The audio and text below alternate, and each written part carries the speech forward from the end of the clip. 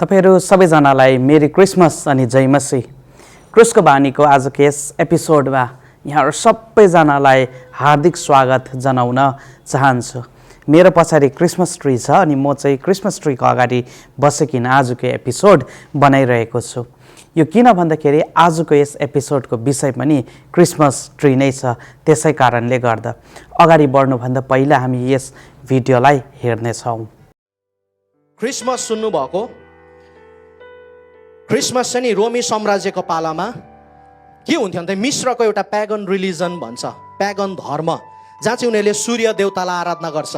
तपाईँले हिस्ट्रीलाई कोट्याउनु भने गुगल चलाउने व्यक्तिहरूले हेर्नुहोस्, सूर्य देवतालाई आराधना गर्ने दिन चाहिँ नि 25 डिसेम्बर हो।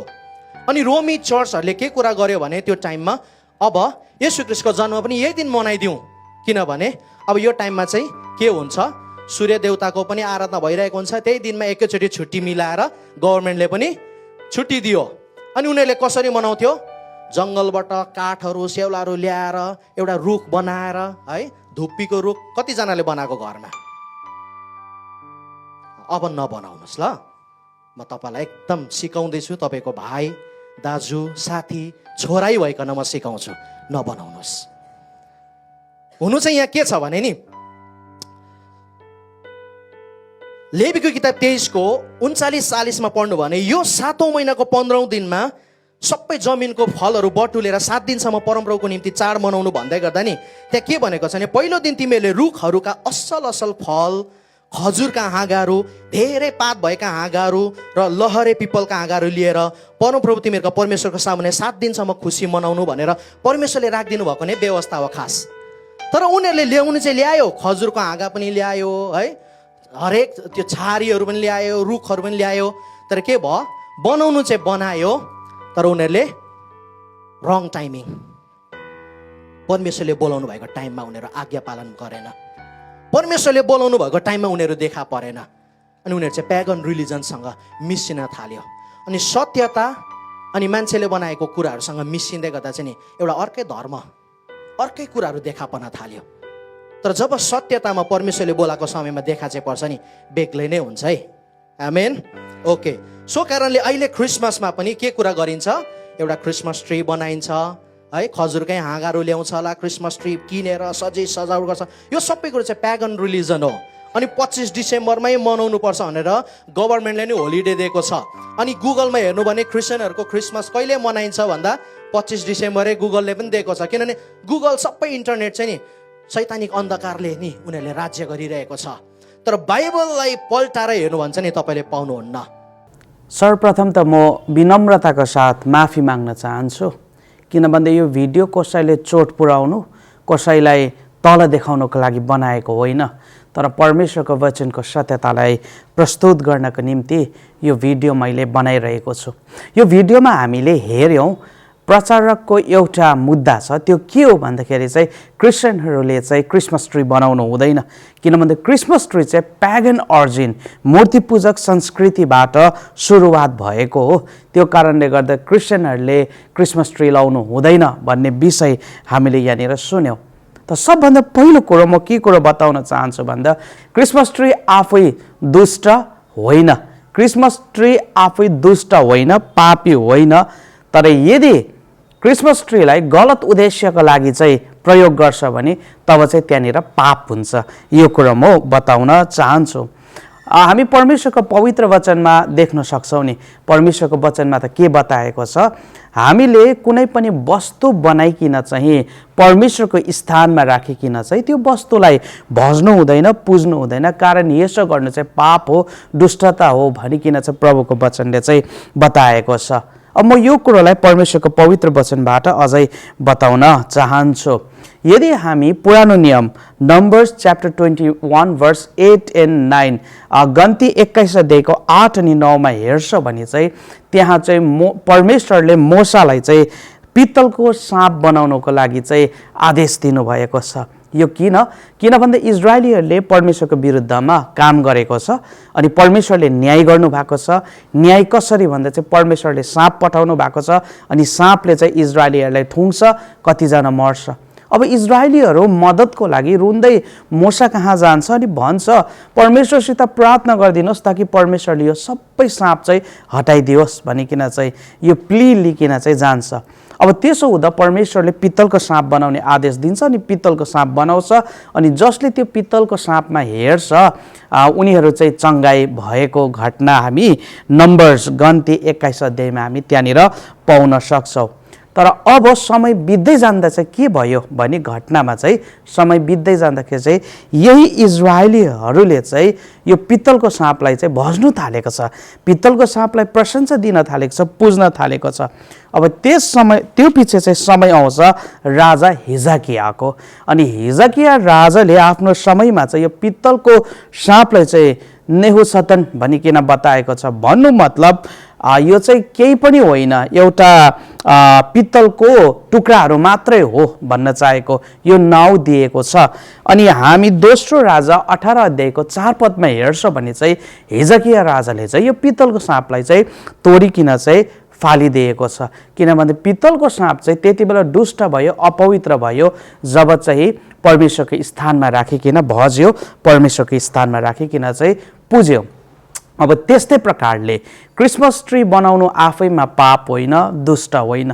तर यदि क्रिसमस ट्री बनाइकन चाहिँ यी इजरायलीहरूले यो पित्तलको साँपलाई पुजेको जस्तै भजेको जस्तै भज्छौ पुज्छौ भने त्यो चाहिँ दुष्टता हो, त्यो चाहिँ पाप हो। त्यो कारणले गर्दा क्रिसमस ट्री बनाउनु आफैमा या त क्रिसमस ट्री आफै दुष्ट होइन, पापी होइन। जब हामीले गलत उद्देश्यका लागि युज गर्छौँ तब चाहिँ दुष्टता हुन्छ, पाप हुन्छ। त्यही कारणले गर्दा क्रिसमस ट्री बनाउनमा कुनै दुष्टता छैन, कुनै पाप छँदै छैन। दोस्रो कुरो चाहिँ यो बताउन चाहन्छु। अब तेस्रो कुरो म के बताउन चाहन्छु भन्दाखेरि परमेश्वरले अपवित्रताको कुरोलाई पनि पवित्रतामा परिवर्तन गरिकन उहाँको महिमाको लागि प्रयोग गर्न सक्नुहुन्छ।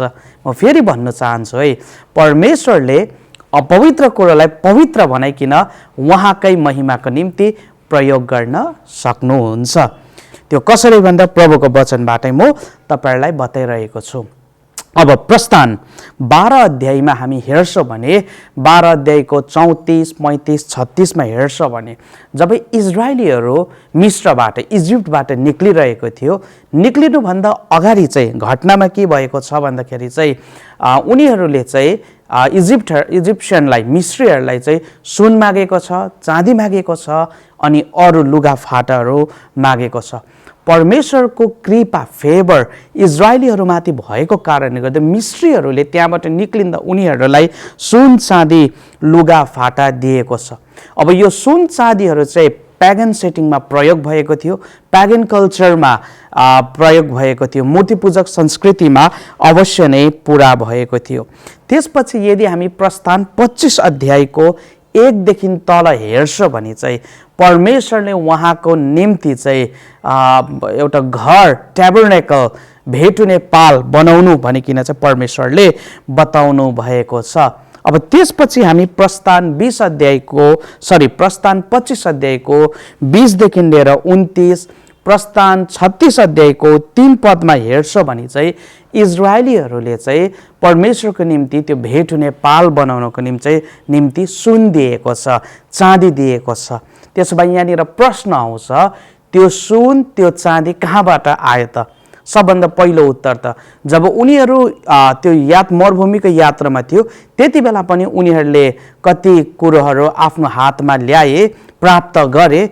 तर दोस्रो महत्त्वपूर्ण उत्तर चाहिँ हो, जो सुन चाँदी मिस्रीहरूबाट ल्याएको थियो, जुन सुन चाँदी चाहिँ मूर्तिपूजक संस्कृतिबाट आएको थियो र मूर्तिपूजक सेटिङमा प्रयोग भएको थियो, त्यही सुन चाँदी दिकिन चाहिँ परमेश्वरको निम्ति चाहिँ भेट हुने पाल चाहिँ बनाएको छ। त्यही सुन चाँदीहरू चाहिँ प्रयोग गरिकन यो कुरा हामी स्पष्ट त्यहाँनिर देख्न सक्छौँ। त यहाँनिर के छ भन्दाखेरि चाहिँ जब परमेश्वरको आदेश अनुसार निर्देशन अनुसार चाहिँ त्यो एउटा प्यागन सेटिङमा प्रयोग भएको सुन चाँदीलाई प्रयोग गर्यो परमेश्वरको आज्ञाको अनुसार, तब त्यो कुरो पवित्र हुन गयो नि।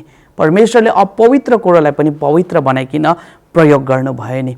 त्यस्तै कुरो हामी यहाँनिर देख्न सक्छौँ। हिस्टोरिकल एभिडेन्स केही पनि छैन कि क्रिसमस ट्री साँच्चै नै प्यागन रिलिजनबाटै अरिजिनबाटै आएको हो भन्ने केही पनि छैन।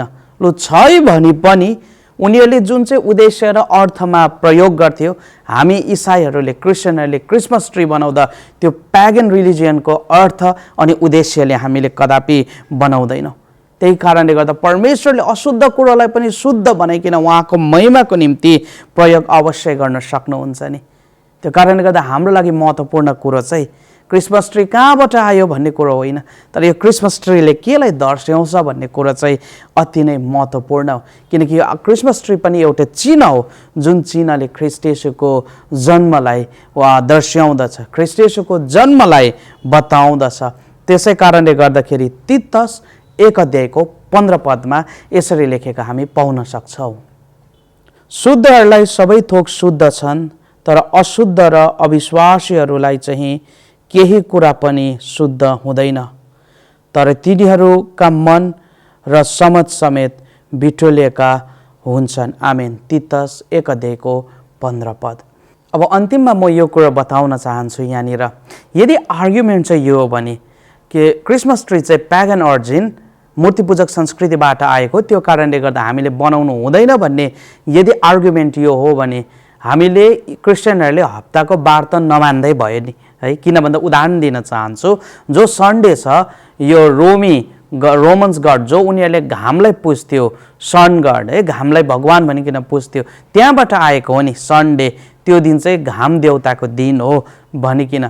त्यसो भए इसाईहरू चर्च जान्छ आइतबारको दिन, के आइतबारको दिन चर्च नजानु? या त के त्यसको मतलब यो हो कि इसाईहरू चर्च गए तापनि परमेश्वरलाई पुज्न होइन सन गडलाई पुज्नु गएको हो? के यसको मतलब यो हो?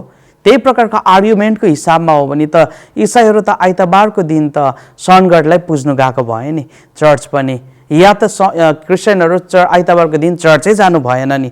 अब आर्ग्युमेन्टमा त यस्तो कुरा पनि यहाँनिर आयो। त्यो कारणले गर्दा म यही नै कुरो भन्दै सिद्ध्याउन चाहन्छु अन्तिममा। सबभन्दा पहिलो कुरो, क्रिसमस ट्री बनाउनमा कुनै दुष्टता छैन, कुनै पाप छँदै छैन।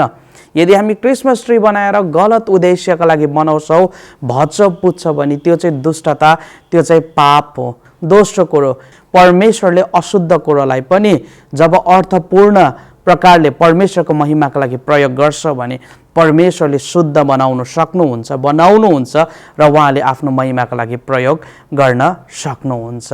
अनि हामीले कतिवटा कुराहरू प्यागन वर्सिप, प्यागन ब्याकग्राउन्डबाट आएको भन्ने कुरो हामीले भन्छौँ, तर त्यो सबै कुरो भन्नुभन्दा पहिला यो कुरो धेरै हामीले गम्भीरताको साथमा बुझ्नुपर्छ। त्यसै कारणले गर्दाखेरि यो क्रिसमस तपाईँको लागि, हामी सबैजनाको लागि आशिषमय बन्नेन सकेका होस्। जिउँदो परमेश्वरलाई हामी यो क्रिसमसको समयमा महिमा दियौँ। ख्रिस्टले दिएको प्रेम अनि शान्ति हामी एक दुसरासित बाँडचुँड गरौँ। आमिन। जय मसीह, मसीह सालोम।